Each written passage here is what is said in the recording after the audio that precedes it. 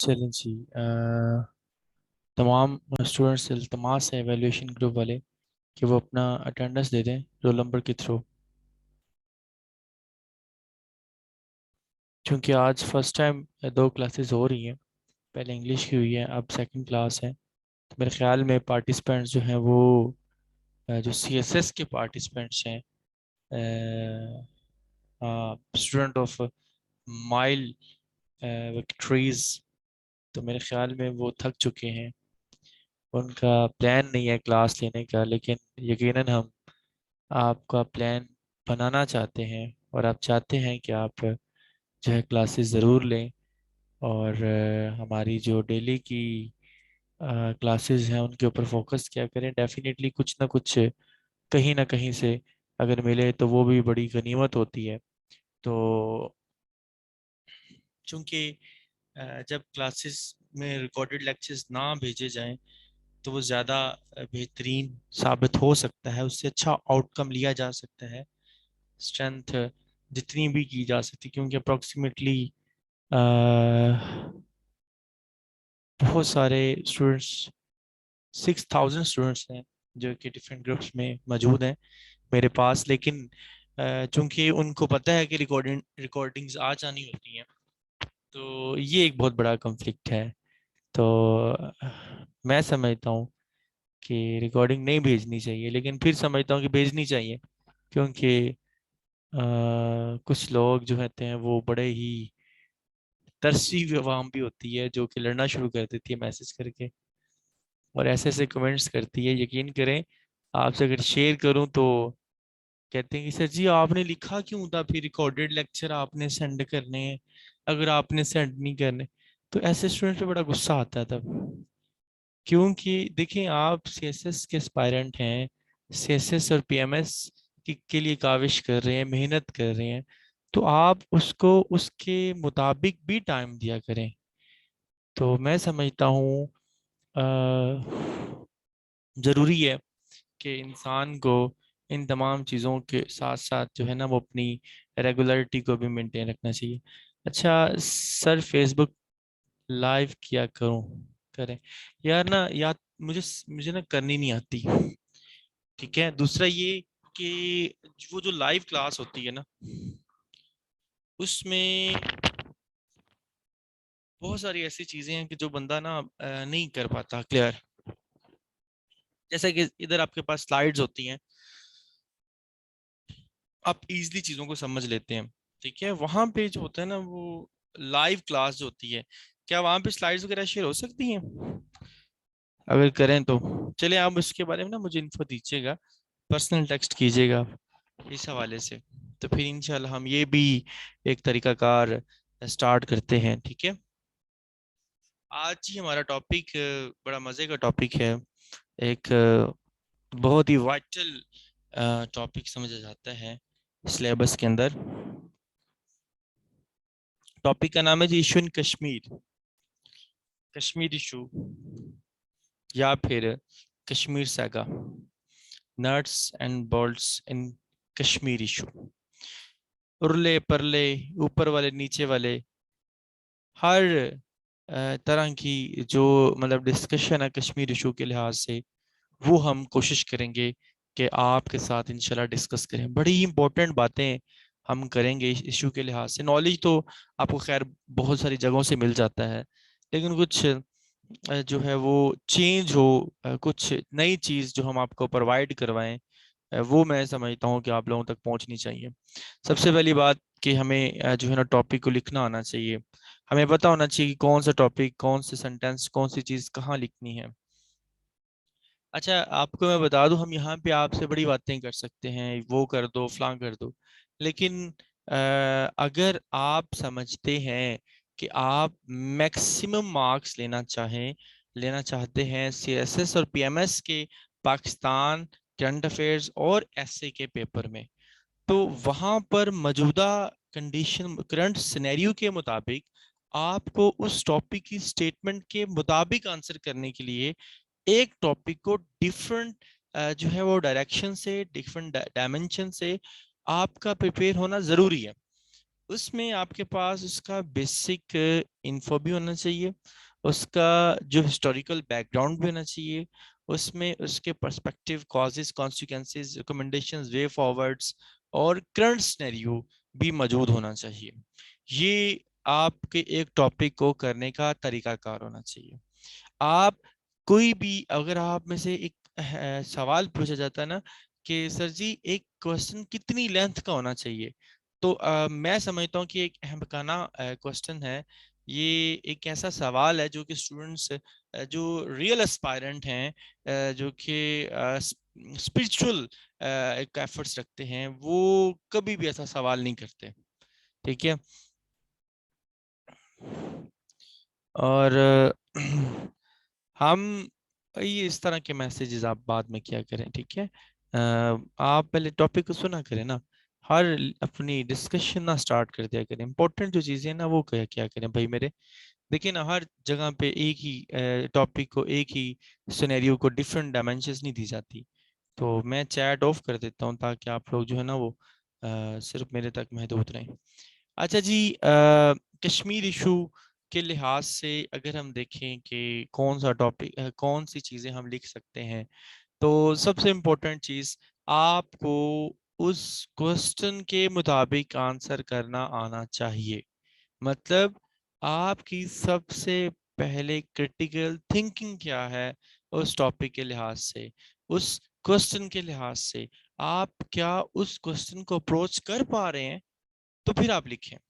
आपको लगता है कि इस टॉपिक के अंदर मुझे हिस्टोरिकल बैकग्राउंड देना चाहिए, तो आप दें।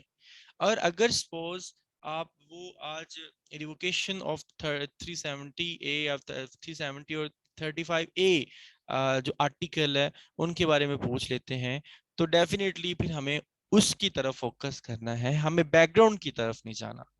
अगर वो यूनाइटेड नेशन का जो रोल है, फॉर एग्जांपल पूछते हैं कि has United Nation failed to solve the Kashmir problem, या फिर पैलेस्टीन प्रॉब्लम, या फिर कुछ भी, तो वहां पे हमने इसका हिस्टोरिकल बैकग्राउंड नहीं देना, हमने जस्ट हिट करना है करंट सिनेरियो, और इसके करंट सिनेरियो ऑफ कश्मीर, और उसकी जितनी भी लेगेसी है, जो कि उस सिनेरियो, उस इशू के स्टार्ट से लेकर मौजूदा सूरत हाल, करंट सिनेरियो के ऊपर फोकस करी, वहां तक जितनी भी उस मतलब कि international organization, for example United Nation की बात कर रहा हूं, तो आपने उसको कोरिलेट करना है। वहां पर आपने कभी भी जो हिस्टोरिकल बैकग्राउंड नहीं देना, जस्ट आपने थोड़ा सा एक एच देना है, एक आईना दिखाना है एग्जामिनर को कि मैं जानता हूं कि इस टॉपिक का हिस्टोरिकल बैकग्राउंड क्या है। मिसाल के तौर पे आप वहां पे ये बता सकते हैं कि Kashmir is a princely state which is sold by East India Company in 1846 to Raja Gulab Singh for 75 lakhs under the Treaty of Lahore. Is that clear? अच्छा, इसके बाद आप क्या बताएंगे? आप बता दें कि after 1925 Kashmir hand over to the Raja Hari Singh, and Raja Hari Singh invasion the forces invited the forces of Indian army into the Kashmir to revocated articles. ठीक है, तो इस तरीके से आप इसको एक अच्छा सा बैकग्राउंड बना सकते हैं, या फिर आप इसके अंदर और भी काफी चीजें ऐड कर सकते हैं। लेकिन आज के टॉपिक के अंदर मैं जो चीजें आपसे डिस्कस करने जा रहा हूँ, वो बेसिकली इसका इंट्रोडक्शन पैराग्राफ होगा। एक इंट्रोडक्टिव पैराग्राफ के साथ जो है इसकी लोकेशन, डेमोग्राफिक्स, इसकी ब्रीफ हिस्ट्री, बैकग्राउंड, इसके जो इम्पोर्टेंट इवेंट्स हो चुके हैं इस कश्मीर इशू के ऊपर, वो कौन कौन से, वो आपसे इंशाल्लाह मैं डिस्कस करूंगा। हाँ, इनके वे फॉरवर्ड्स क्या हैं, कौन कौन सी चीजें जो करंट सिनेरियो के अंदर चेंज हुई हैं, रीजनल कनेक्टिविटी, रीजनल सस्टेनिटी, ये सारी चीजें क्या हैं, वो भी आज इस टॉपिक के अंदर डिस्कस करने की कोशिश करेंगे। सबसे पहले जी आपसे गुजारिश है कि जो मौजूदा जो आपके पास स्लाइड्स हैं उनके ऊपर फोकस करें। अच्छा, मैं ना आपको थोड़ा सा एज देना चाहता हूँ कि आप के पास ना एक एवेल्यूएशन ग्रुप है हमारा, ठीक है, उसमें हम ना डेली बेसिस पे जो है ना वो एवेल्यूएशन करते हैं, मतलब कि एक टास्क दिया जाता है, वो चेक होता है।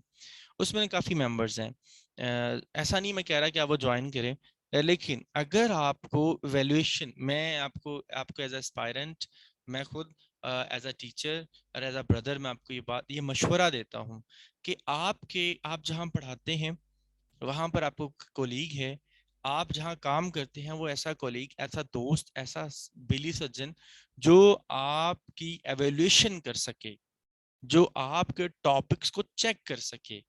उस जैसे फॉर एग्जांपल इंग्लिश ग्रामर है, वो इंग्लिश ग्रामर वाला बंदा चेक कर सकता है, ठीक है। जैसे फॉर एग्जांपल पाकिस्तान अफेयर्स का टॉपिक है, तो इसका मतलब ये नहीं है कि आप पाकिस्तान हिस्ट्री के बंदे से चेक करवाएं, क्योंकि उसका जो क्रिटिकल अप्रोच है, जो मतलब कि आंसरिंग अप्रोच है वो और है, लेकिन जो सीएसएस के अंदर है वो और है।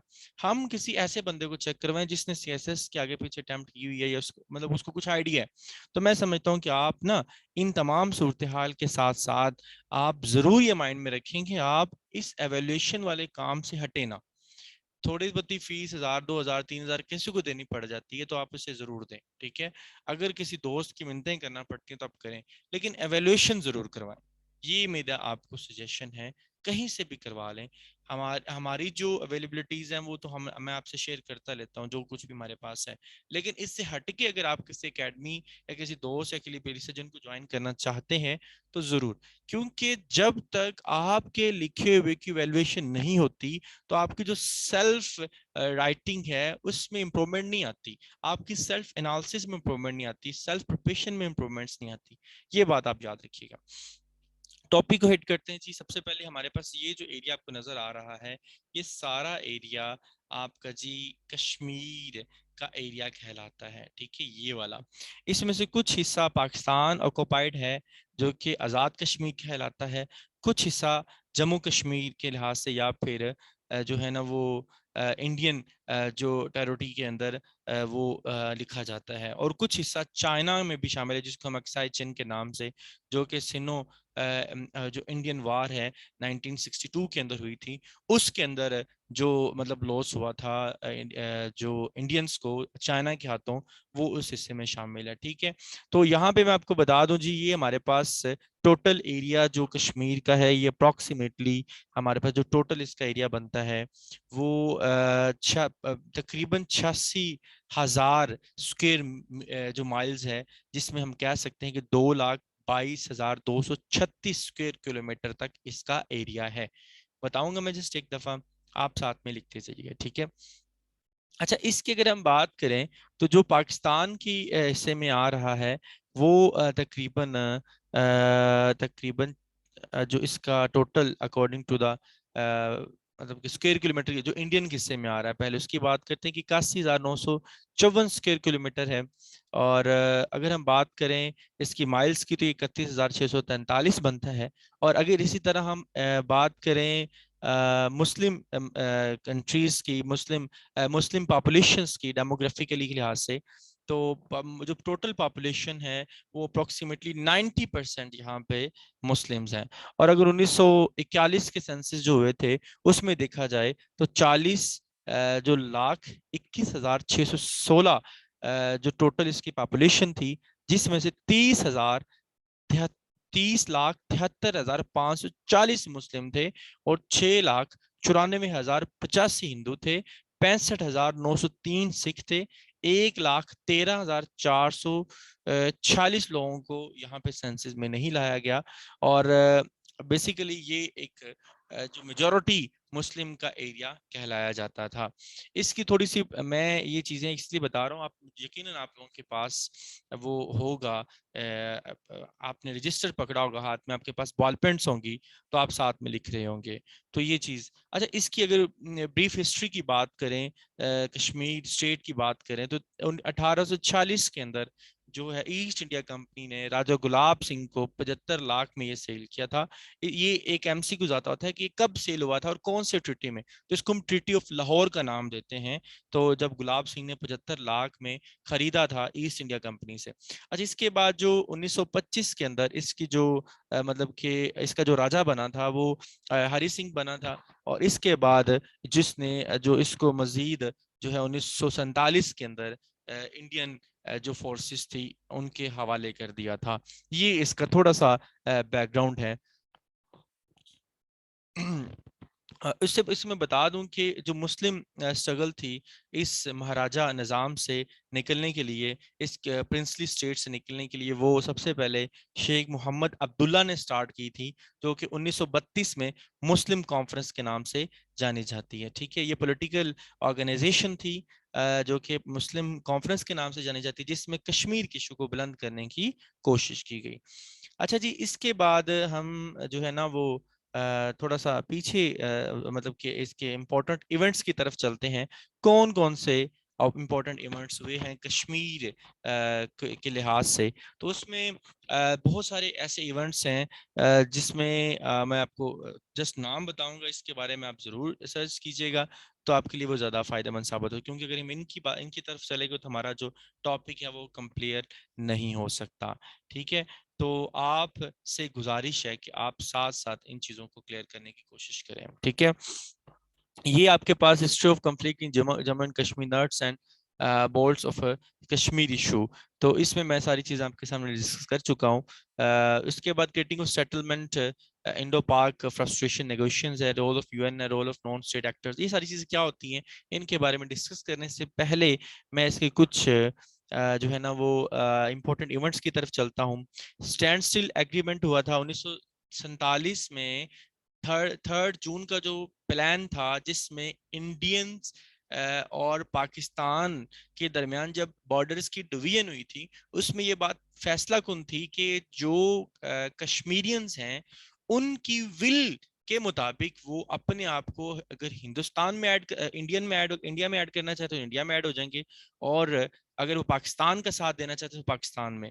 लेकिन ये हुआ कि वहाँ के जो जब महाराजा थे, ड्यू टू सम पर्सनल जो कन्फ्लिक्शंस, तो उसके राजा जो वहाँ पे जो मौजूदा राजा था हरि सिंह, उसने जो है वो इंडियन के हाथों कश्मीर को बेच तो नहीं दिया, ये तो नहीं कहते बेच दिया, लेकिन इंडियन के हाथों कश्मीर को रुस्वा किया, और मुस्लिम कम्युनिटी के जो मेजोरिटी के लिहाज से मुस्लिम कम्युनिटी पर मुश्तमिल था, वहां पर इंडिया के इन्वेजर्स ने बेसिकली, इसके पीछे बहुत बड़ी रीजंस हैं। जियो स्ट्रैटेजिकली देखा जाए, तो इकोनॉमिकली देखा जाए, तो कश्मीर एक बहुत ही वाइल्ड अहमियत रखता है, वाइल्ड इसकी इंपॉर्टेंस है। वो क्या है? क्योंकि जो इंडस है, जो पाकिस्तान के तमाम नहरी निज़ाम को कंट्रोल कर रहा है, वो इंडस से होकर आता है, जो कि कश्मीर से निकलता है। और इस के मुताबिक भी इंडस वाटर ट्रीटी हुआ था, जो कि 1948 में जब पानी बंद हुआ था, तो उसमें जो स्टैंड स्टिल एग्रीमेंट स्टार्ट हुए, उसके बाद जो है ना पहली इंडो पाक वार जब हुई थी, जिसमें 1948 में कोल्ड वार के नाम से जानी जाती है, तो इसमें भी जो है ना फर्स्ट इंडो पाक वार में जो है ना वो काफी ज्यादा सक्सेशंस हुई थी डिफरेंट कंट्रीज। अच्छा जी, मैसेजेस आ रहे हैं।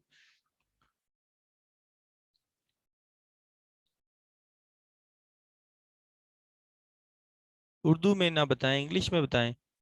रुबा, अच्छा रुबा, आप ना कोशिश करें कि मेरे साथ कोई इंग्लिश लगा लें ट्रांसलेटर, वो आपको ज़्यादा बेहतर तरीके से समझा सकता है। ठीक है, अच्छा जी, हम नेक्स्ट तो है वो बात करते हैं कि कश्मीर का जो केस सबसे पहले जो गया था यूनाइटेड नेशंस के पास, यूएन के पास, UNSC, United Nation Security Council के पास, वो 1 जनवरी 1948 को, 1 जनवरी 1948 को जमा करवाया गया, जिसमें इंडियन का ये ख्याल था कि जो है अग्रेसिव बिहेवियर और अग्रेसिव प्रॉपर्टीज की बेस पे जो कि इन्वेजन्स हुई है इंडियंस की, और दूसरी तरफ से पाकिस्तान की, तो इसकी बेस पे जो यूनाइटेड नेशन सिक्योरिटी काउंसिल है, वो बेसिकली क्या करेगी, वो पाकिस्तान को मुलजिम ठहराएगी। जी राबिया बोले, एक्सक्यूज मी, बोले।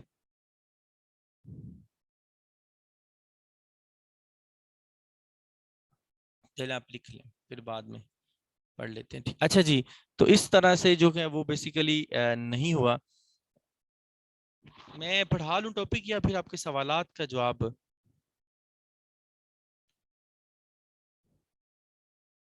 अब मैं, मेरा तो ख्याल है कि मैं पहले पढ़ा लेता हूँ, फिर उसके बाद आप सवालात अगर करने हो तो आप मुझे पर्सनल भी कर सकते हैं ना। अच्छा ठीक है जी। इसमें जी जो है ना वो इसके बाद जब कश्मीर केस यूनाइटेड नेशन में गया, सिक्योरिटी काउंसिल ने जो रेजोल्यूशन दी वो भी सबसे पहले ये थी कि आप सीज फायर करें, दो कंट्रीज दोनों अब डिमार्केशन बेस पे सीज फायर लाइन बनाई गई जिसको लाइन ऑफ कंट्रोल का नाम दिया गया सिमिलर एग्रीमेंट में 1972 के बाद। ठीक है, लाइन ऑफ एक्चुअल कंट्रोल एक है और एक लाइन ऑफ कंट्रोल है। मैं थोड़ा सा पीछे चलूँ, आपको line of actual control, line of control के बारे में बताने की कोशिश करता हूँ। देखिए बच्चे कि आपके पास ये वाला जो एरिया है जो इंडियन और पाकिस्तान के दरमियान कश्मीर को सेपरेट कर रहा है, आज़ाद और मकबूजा कश्मीर को, इसको हम लाइन ऑफ कंट्रोल का नाम देते हैं। और जो इंडियन और चाइनीज के दरमियान कश्मीर की डिवीजन है वो बेसिकली क्या है, लाइन ऑफ एक्चुअल कंट्रोल कहलाती है। ठीक है, ये दो आप जरूर याद रखिएगा, इसमें आपको थोड़ा सा कंफ्लिक्ट हो सकता है। ठीक है, अच्छा जी, इसके बाद हम बात करते हैं हमारे पास मैंने आपको बताया सिक्योरिटी काउंसिल ने इसके ऊपर रेजोल्यूशन मतलब की दी थी। वो क्या थी कि सीज फायर किया जाए, मतलब जो मतलब कि जंग स्टार्ट हो रही है, जो कोल्ड वार है, इसको खत्म किया जाए और एग्रीमेंट एक बनाया जाए जिसमें स्टेट ऑफ जो जम्मू कश्मीर है उसमें प्लेबिसाइड करवाया जाए, जिसमें प्लेबिसाइड से मुराद होता है कि वहाँ के जो लोग हैं वो खुद डिसाइड करेंगे उन्होंने पाकिस्तान के साथ होना है या इंडियन के साथ होना है। तो इस बात के ऊपर जो इंडियन जो थे वो नहीं आए थे और इस वजह से इसके ऊपर भी काफी ज्यादा जो है ना वो कंफ्लिक्ट हुआ था। ठीक है, और इसके बाद यूनाइटेड रेजोल्यूशन ऑन कश्मीर, ये 13 अगस्त 1900 तकरीबन तीन इसके ऊपर जो है ना रेजोल्यूशन थे। सबसे पहला टाइम टू टाइम होते रहे, तीन से ज्यादा है वैसे, आपको बता देता हूँ मैं। पहला जो इसके ऊपर यूएन रेजोल्यूशन आया था वो 21 अप्रैल 1948 को आया था, जब यूएन ने कोशिश की थी कि कश्मीर के इशू को रिजोल्व किया जाए। फिर उसके बाद 13 अगस्त 1948 को आया, फिर 5 जनवरी 1949 को आया, फिर 30 मार्च 1951 को आया, फिर 24 जनवरी 1957 को आया और फिर जून 1998 में जो कि यहाँ पे दो, फिर उसके बाद 2019 27 नवंबर 2019 को भी जो करंट अगर 5 अगस्त की बात की जाए 2019 में जब इन्होंने किया है मतलब कि सीज फायर किया है वहां पे, रेवोकेशन की आर्टिकल्स की, तो वो मतलब बेसिकली उसको डिमोरलाइज करने के लिए 29 नवंबर सॉरी 27 नवंबर 2019 को भी इसके ऊपर यूएन ने रेजोल्यूशन पेश की है कि इसको हल किया जाए किसी न किसी तरीके पे, जिसमें दोनों ममालिक, ना कभी इंडियन आते हैं ना कभी पाकिस्तान आते हैं, ठीक है, पाकिस्तान नहीं आते हैं। तो ये बेसिकली एक कंफ्लिक्ट इनके दरमियान चल रहा है। इसके ऊपर जो था वो सर ऑन डैक्सन ने, एक जो कि यूएन मीडिएटर थे, उन्होंने भी इसके ऊपर एक रिपोर्ट लिखी है, वो आप रिपोर्ट जरूर पढ़िएगा। जो कि इसी बेस के ऊपर, यानी कि दोनों जो कंट्रीज हैं बेसिकली वो क्या है, इंडिया उसमें प्रिंसली स्टेट कहलाती है ये। पंडित नेहरू बेसिकली इसको जो है ओवरलीड कर रहे हैं। इस तरह काफी इसकी ना 75% उसने कहा था कि इसकी मुस्लिम पॉपुलेशन है जो कि यहाँ पे महाराजा ने इसको सेल किया है इंडियंस को, इस तरीके से इसको ओवरकम करना चाहिए। लेकिन इसके ऊपर कोई भी अच्छा इम्पैक्ट साबित नहीं हो सका। अच्छा जी, इसके बाद अगर हम बात करें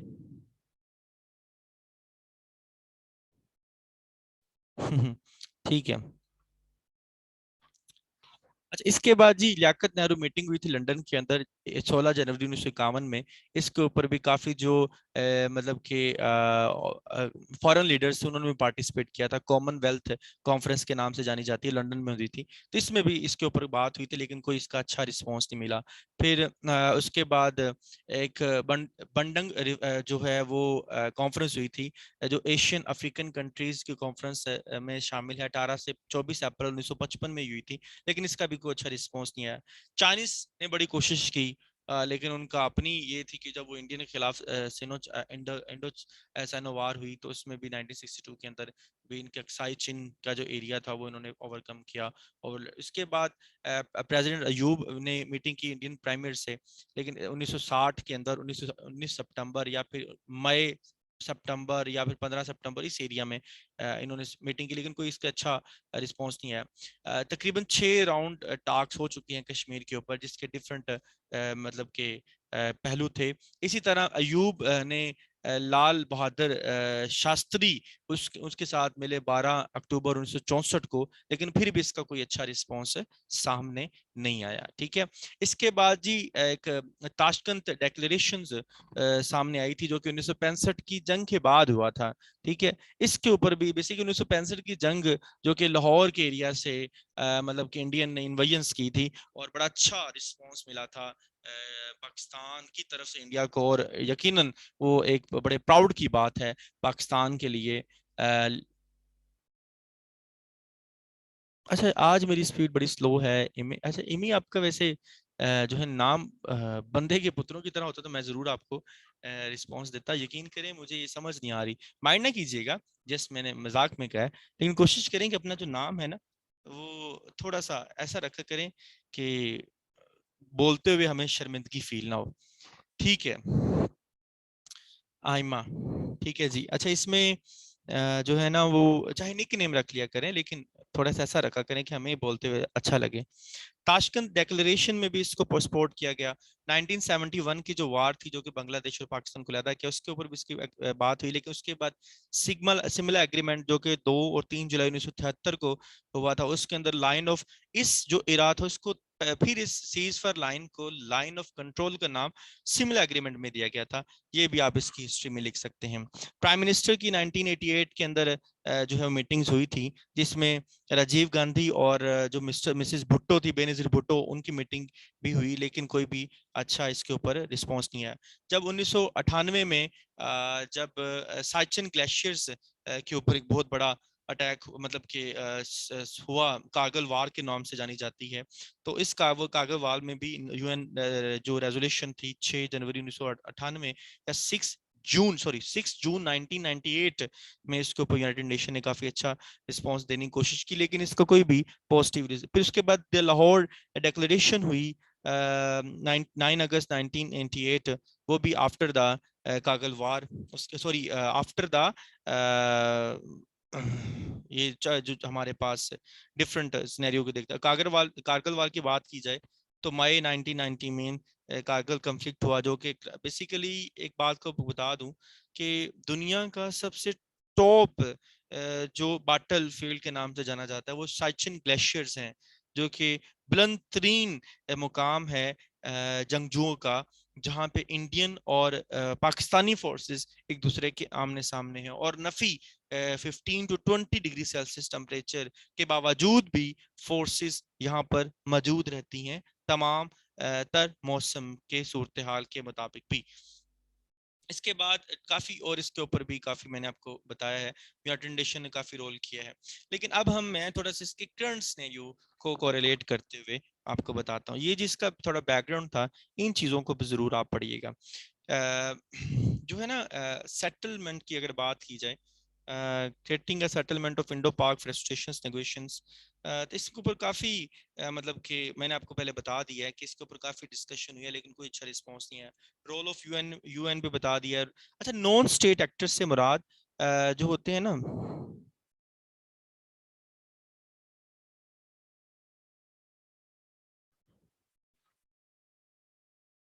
जी ठीक है अम्मा, डजेंट मैटर, आप इसको रिकॉर्डिंग को दोबारा सुनिएगा, आपको समझ आ जाएगी, रिलैक्स रहें। अच्छा जी, मैंने बड़े एक सीक्वेंस से बोला है, डेफिनेटली बच्चे थोड़े हम 8 साल हो गए हमें पढ़ाते हुए, हमें नहीं पता कि कौन सी चीज़ कैसे डिस्कस करनी है, तो आप इसके ऊपर फोकस करें। You should focus on yourself. जी प्रिपेयर मुझे ये मैंने ना बड़े जो है ना जो प्रोमिनेंटली चीजों को डिस्कस किया है, मैंने डीपली नहीं किया, मैंने जस्ट लाइट सा हर एक टॉपिक को जो है नेमली डिस्कस किया है। इसको कोई भी मैंने जो प्रोफिशेंटली के साथ डिस्कस नहीं किया, तो आप इसको ना इसको अंदर मजीद ऐड कर सकते हैं, क्योंकि मैंने कहा क्वेश्चन में हिस्ट्री नहीं लिखनी, क्वेश्चंस में हमने जो चीज लिखनी है वो क्या लिखना है, वो हमने ये लिखना है कि हमने क्वेश्चन को सोल्व कैसे करना है, अकॉर्डिंग टू द क्वेश्चन हमने उसको कैसे आंसर करना है। तो ये जस्ट चीजें मैंने आपको बताई हैं, लेकिन जो करंट सिनेरियो की अगर हम बात करें तो यहाँ पे मैंने यूनाइटेड नेशन का जो रोल है वो बताया, जो आर्टिकल 6 के तहत मतलब कि अनविलिंगनेस विलिंगनेस शो की है दोनों कंट्रीज ने। इसके बाद अगर हम बात करें,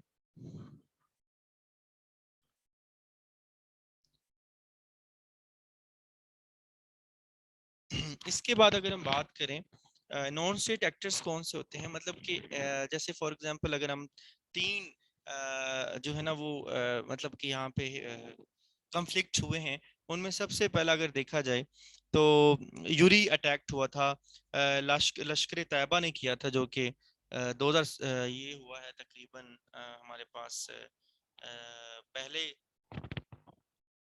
2000 यूरी अटैक आई थिंक मेरे 2008 9 आई थिंक तब। अगर हम बात करें उसके बाद पठानकोट अटैक हुआ है 2016 के अंदर, जो कि जैश ए मोहम्मद की जो मतलब की ऑर्गेनाइजेशन है उन्होंने इसको एक्सेप्ट किया है। और रिसेंटली जो पुलवामा अटैक हुआ है फरवरी 2019 में, जिसकी वजह रिवोक किया गया है आर्टिकल्स को, वो भी जैश ए मोहम्मद के जो मतलब इन्होंने रिस्पॉन्सिबिलिटी ली है कि हमने किया है। तो ये जो एक्टर्स हैं जो कि नॉन स्टेट एक्टर्स कहलाते हैं, जो ऑर्गेनाइजेशंस होती हैं, इस्लामिक ऑर्गेनाइजेशंस होती हैं, क्योंकि वहाँ पे हिंदू जो मेजोरिटी के हिंदू जो लोग हैं वो मुस्लिम मेजोरिटी के ऊपर जुल्म ढा रहे हैं on the abundance of cease fire. तो ये एक गलत कंसेप्ट, इस वजह से जो हमारे नॉन स्टेट फैक्टर्स है वो भी इसमें पार्टिसिपेट कर रहे हैं। ठीक है, आप इसको सर्च कर लेना कंवर, आप इसको सर्च करें, आपको अच्छा इसमें रिस्पांस मिलेगा। मैं यहाँ पे, और ये हिंदुत्व में पॉलिसीज कंसेप्ट ये होता है कि हिंदुत्वा पॉलिसी कंसेप्ट के मुताबिक किसी भी एक ऐसे स्टेट फैक्टर में, प्रिंसिस स्टेट में, जहाँ पर फोर्सली किसी भी एक ऐसी बात मनवाने की कोशिश की जाए कि इस्लामिक आइडियोलॉजी के खिलाफ होती है। ठीक है, तो इसको आप मजीद डीपली कंसेप्ट की तरफ आप इसको लेके जा सकते हैं। अच्छा, role of non state actors के बाद जो politics and the changing regional operators, आपको मैंने काफ़ी चीज़ें इसके अंदर बताई हैं। 1971 की वार बताई है, 8600 स्क्वायर मिलीमीटर का जो टेरिटरी, उसके ऊपर जो होने वाली काफ़ी चीज़ें मैंने डिस्कस की। जैसे कि आपको पता है कि कश्मीर जो है ना वो खैबर पख्तूनख्वा के साथ हिमालयंस और काराकोरम का जो एरिया है उसको कंट्रोल किए हुए है, और नॉर्थ वेस्ट पार्ट है जो पाकिस्तान का, और नॉर्थ ईस्टर्न जो कि चाइना का पार्ट है, वहां से ये ओरिजिनेट होता है।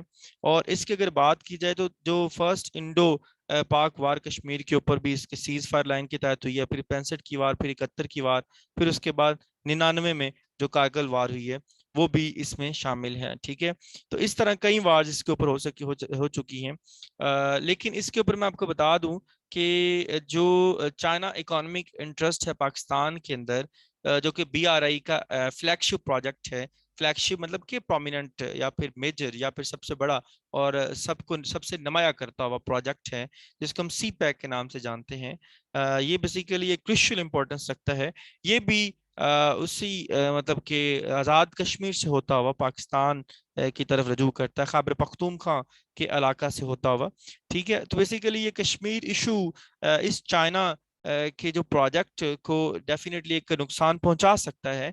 ये इसका रीजनल जो चेंजिंग रीजनल ऑपरेटर्स है, इसके ऊपर हम बात कर सकते हैं। मतलब इससे क्या मुराद होता है, इससे मुराद ये होता है कि आप का जो एरिया है, आपके जो नेबर्स हैं, क्या वो पॉजिटिवली मतलब कि अटैक मतलब कि एक्ट कर रहे हैं या नेगेटिवली एक्ट कर रहे हैं। आपके जो नेबर्स कंट्रीज हैं उनकी वजह से आपके रीजन को क्या इम्पैक्ट्स हैं, क्या इम्प्लीकेशंस हैं। तो आप देखें कि आपके मुल्क में एक तरक्याती काम हो रहे हैं, उस तरक्याती काम के मद्देनजर जो बाकी कंट्रीज हैं उसमें क्या रोल रखते हैं। तो अब इस इशू की वजह से जो पॉलिटिक्स और चेंजिंग रीजनल ऑपरेटर्स है वो ये है कि इससे CPEC को खतरा हो सकता है, इसमें नेशनल सिक्योरिटी को खतरा हो सकता है, इसमें जो हमारा इंडस वाटर ट्रीटी या फिर बेसिन ट्रीटी जिसको हम सिंध तास माहिदा के नाम से जानते हैं, जो कि सितंबर 1960 में किया गया है, उसकी जो है ना वो उसको अबॉलिश किया जा रहा है। तो जी ऐसा ही है, इस वजह से पाकिस्तान खड़ा होता है कश्मीर के साथ, क्योंकि उसमें अपना इंटरेस्ट भी शामिल है। याद रखें कि जो पाकिस्तान और चाइना का रिलेशन है बायलैटरल रिलेशनशिप है, इसमें दोनों कंट्रीज जो हैं वो विन विन जो है वो इकोनॉमी के तौर पे काम कर रहे हैं। विन विन इकोनॉमी से मुराद ही होता है जैसे दोनों जो कंट्रीज हैं वो दोनों को उसमें जो इंटरेस्ट शामिल है, दोनों के पॉजिटिव इंटरेस्ट शामिल है, तो ये विन विन इकोनॉमी के नाम से जानी जाती है, टर्म यूज होती है। अच्छा, इसके बाद मैंने आपको बताया कि ये इसको नुकसान पहुंच सकता है, इसको सॉल्व करना इसलिए जरूरी है। अगर जीरो सम मेंटेलिटी, ये क्या है बेसिकली, इसमें ना यूएस और अगर हम देखा जाए कि यूएस तो बेसिकली इस वजह से डर रहा है ना, खौफ है कि जो है इस वजह से कर रहा है कि भाई जो चाइना है वो यूनिपोलर वर्ल्ड को बाइपोलर की तरफ लेके जा रहा है। यहाँ पे दो चीजें हैं कि व्हाट इज यूनिपोलर। यूनिपोलर से मुराद है कि जब किसी भी एक स्टेट, एक कंट्री को पूरी दुनिया के ऊपर काबिज होने का चांस मिलता है तो उसको यूनिपोलर कहते हैं। जैसे कि पहले रशिया और अमेरिका थे, अब चाइना भी ग्रूम हो रहा है, तो अब भी कंट्री जो है वो यूनिपोलर से बाइपोलर की तरफ कन्वर्ट होता नजर आ रहा है कि डी डॉलराइजेशन करने की कोशिश की जाए। जैसे कि अभी जो है वो मतलब विथड्रॉ हुई है नेटो और अफगानिस्तान, नेटो और अमेरिकन या US forces from the Afghanistan, तो इसका मतलब है साउथ एशियन कंट्रीज के अंदर जो अमेरिकन मतलब कि ग्रिप है वो कम होती नजर आ रही है, लेकिन अमेरिकन जो हैं वो इंडियंस के सहारे इस एरिया में, इस जो हमारे स्टेट्स के अंदर, इस साउथ एशिया के अंदर अपनी ग्रिप रखने की कोशिश कर रहे हैं।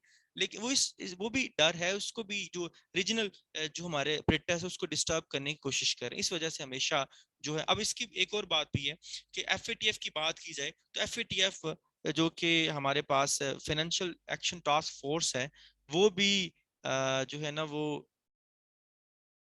क्योंकि परमानेंट मेंबर है इंडिया उसका, तो इस वजह से इंडिया हमेशा वहां पे पाकिस्तान के खिलाफ बात करता है कि ताकि पाकिस्तान इन तमाम सिनेरियो से बाहर निकल सके, जिस वजह से वो मजीद पॉइंट्स देते जाते हैं, पाकिस्तान ग्रे लिस्ट में सस्टेन करे।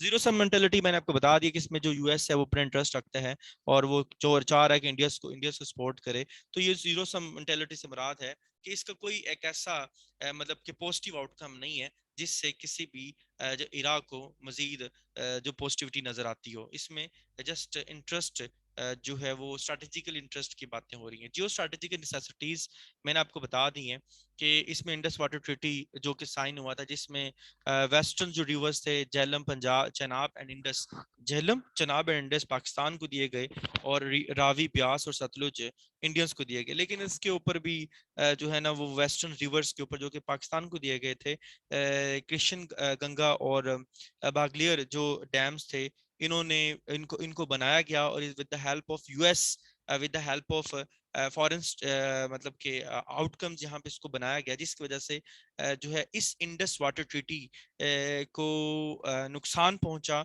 और पाकिस्तान के अंदर जो फ्लो वाटर का है वो कम हो गया। और जो चूंकि पाकिस्तान एक इरिगेटिंग जो है ना वो एग्रीकल्चर या एग्रीरियन कंट्री है, तो अपना जो अप्रोक्सीमेटली 65% जो इसका जीडीपी है वो अकॉर्डिंग टू द एग्रीरियन या एग्रीकल्चर सेक्टर से है। तो इसका मतलब यह है कि जब एग्रीकल्चर सेक्टर में पानी की नौयत पूरी नहीं होगी तो नुकसान साबित हो सकता है। तो ये सारी चीजें इसके अंदर शामिल थी।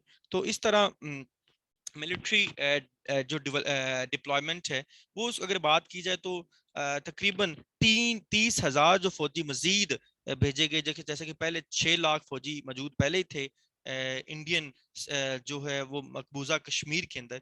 तो अब मजीद जब 370 आर्टिकल और 35A आर्टिकल को रिवोक किया गया या एब्रोगेट किया गया, तो 30,000 जो ट्रोप्स हैं वो इस एरिया में दोबारा फिर भेजे गए।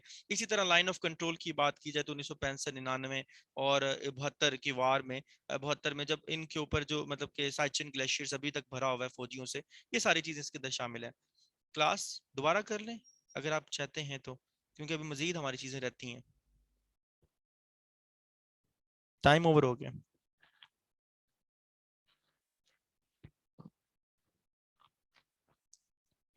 कर ले, किरण, दें, सो जाएं।